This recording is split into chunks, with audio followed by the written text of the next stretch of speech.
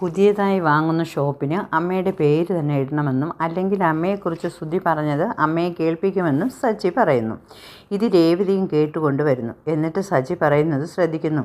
എടാ, ഏറ്റവും കൂടുതൽ അമ്മ സ്നേഹിച്ചത് നിന്നെയാണ്. നിന്നെ സ്നേഹിക്കുന്നതിൻ്റെ 5% അമ്മ എന്നെ സ്നേഹിച്ചിരുന്നെങ്കിൽ എൻ്റെ അമ്മയെ തലയിൽ ചുമന്നുകൊണ്ട് നടന്നേനെ. ഇത് പറയുമ്പോൾ സച്ചിയുടെ കണ്ണ് നിറയുന്നു. ശ്രുതിയും സച്ചിയോട് പറയുന്നു, ആഡിയോ അമ്മയെ കേൾപ്പിക്കരുത്. കടയ്ക്ക് അമ്മയുടെ പേര് തന്നെ ശരി, കടയ്ക്ക് അമ്മയുടെ പേര് ഇടുന്നത് വരെ ഇതെൻ്റെ കയ്യിൽ തന്നെ ഇരിക്കുമെന്ന് പറഞ്ഞ് സജി വെളിയിൽ വരുന്നു. കുറച്ചു കഴിഞ്ഞ് രേവതി പറയുന്നു, എൻ്റെ സജിയേട്ടനെ എനിക്ക് മനസ്സിലാക്കുവാൻ കഴിയുന്നില്ല. സജിയേട്ടൻ അമ്മയെ ജീവനേക്കാൾ സ്നേഹിക്കുന്നു. എന്നാൽ അമ്മയ്ക്ക് സജിയേട്ടനെ കണ്ണെടുത്താൽ കണ്ടുകൂടാ. ഇതിലെന്തെങ്കിലും കാര്യം കാണാതിരിക്കില്ല. സജിയുടെ മുഖം വല്ലാതായി. എന്തോ പറയാനായി തുടങ്ങിയിട്ട് വേണ്ട, ഒന്നുമില്ല, രേവതി പറഞ്ഞു. അമ്മമാർക്ക് എല്ലാ മക്കളും ഒരുപോലെ ആയിരിക്കും. ചിലപ്പോൾ ചെറിയ വ്യത്യാസം ഏതെങ്കിലും ഒരു മോനോടോ മോളോടോ വന്നു എന്ന് വരും. അത്ര മാത്രമേ ഉള്ളൂ. പക്ഷേ ഇത് ഒട്ടും സ്നേഹം സജ്ജിയേട്ടനുള്ളത്. രേവതി, ഒന്നുമില്ല, നിൻ്റെ കാര്യം നോക്കി നീ പോ. ശരി, ഞാൻ പോകുന്നു. സങ്കടങ്ങളെല്ലാം മനസ്സിൽ വെച്ച് കയറ്റി നടന്നോ. ശ്രീകാന്ത് റൂമിൽ വന്നപ്പോൾ വർഷ അവൻ്റെ ലുങ്കി ഷർട്ടും ഇട്ട് ഡാൻസ് കളിക്കുന്നു. നീ എന്തിനാ എൻ്റെ ഡ്രസ്സ് എടുത്തിട്ട്? ശ്രീകാന്ത്, എൻ്റെ ഡ്രസ്സ് ഇട്ടുപോയി, എന്നിട്ട് എനിക്കൊരു ചായ ഇട്ട് വാ. ശ്രീകാന്ത് നിഷേധിച്ചപ്പോൾ നിനക്ക് എന്നോട് ഒട്ടും ഇഷ്ടമില്ല. ഇഷ്ടമുണ്ടെങ്കിൽ ഒരു ചായ ഇട്ട് വന്ന് അവസാനം നിർബന്ധത്തിന് വഴങ്ങി അവൻ ചായ എടുക്കാനായി അടുക്കളയിലേക്ക് പോയി. ഈ സമയം ചന്ദ്രയ്ക്ക് വിശക്കുന്നെന്ന് പറഞ്ഞ് എഴുന്നേറ്റു. ഓ ചന്ദ്രയെ, നീ നിൻ്റെ പ്രായം നോക്ക്, ഈ രാത്രി ഇനി ഒന്നും കഴിക്കണ്ട. പക്ഷേ അവൾ അടുക്കളയിലേക്ക് വന്നു. അപ്പോൾ ശ്രീകാന്ത് ചായ ഇടുകയായിരുന്നു. അയ്യോ, കള്ളി ഓടി വരണേ എന്ന് വിളിച്ച് ചന്ദ്ര നിലവിളിക്കുന്നു. എല്ലാവരും ഓടി വന്നു. ശ്രീകാന്ത് എന്തു ചെയ്യണമെന്നറിയാൻ നിന്നു. ഡ്രസ്സ് നൈറ്റിയല്ലേ ഇട്ടേക്കുന്നത്. പോലീസിനെ വിളിക്കാൻ ചന്ദ്ര പറഞ്ഞെങ്കിലും അച്ഛൻ സമ്മതിച്ചില്ല. വേണ്ട സജ്ജി, നീ കയറി നോക്ക്. സജ്ജിയോട് കയറി നോക്കാൻ പറയുന്നു. മറ്റുള്ളവർ തടുത്തെങ്കിലും സജ്ജി കയറുന്നു. അടി കൊടുക്കാൻ ഒരു കമ്പും എടുത്തിട്ടാണ് പോകുന്നത്. ഇനിയിപ്പോൾ എന്ത് ചെയ്യുമെന്നും അറിയാതെ ശ്രീകാന്ത് നിൽക്കുന്നു. ഇത് സച്ചിയേട്ടാ, ഇത് ഞാൻ, എന്നെ ഒന്നും ചെയ്യല്ലേ എന്ന് വിളിക്കുന്നു. എല്ലാവരും ചിരിക്കുന്നു.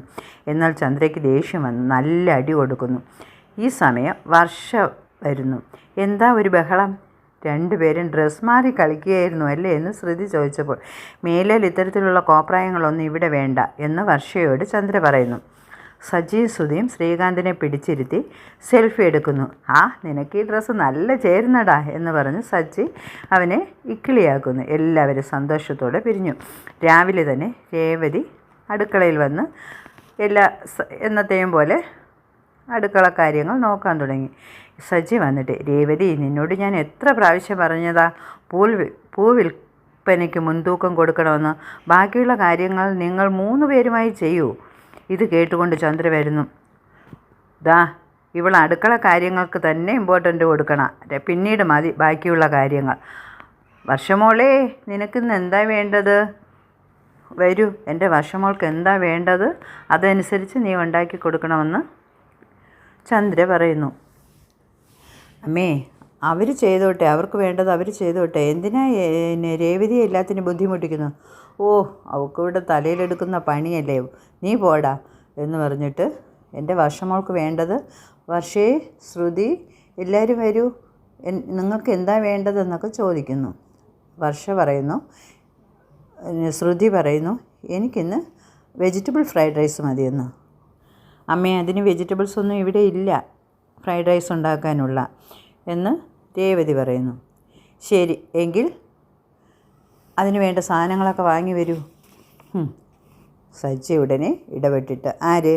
എൻ്റെ രേവതി പോകാനോ? ഇല്ല, അവൾക്ക് പൗഡർ ഇട്ടത്തേക്ക് ഫ്രൈഡ് റൈസ് വേണമെങ്കിൽ സുധിയോട് പോകാൻ പറയൂന്ന് പറയുന്നു. അങ്ങനെ സുധി മനസ്സില്ലാ മനസ്സോടെ വെജിറ്റബിൾ വാങ്ങാനായി പുറപ്പെടുന്നു. അതോടുകൂടി ഇന്നത്തെ എപ്പിസോഡ് അവസാനിക്കുന്നു. ബൈ, നാളെ കാണാം.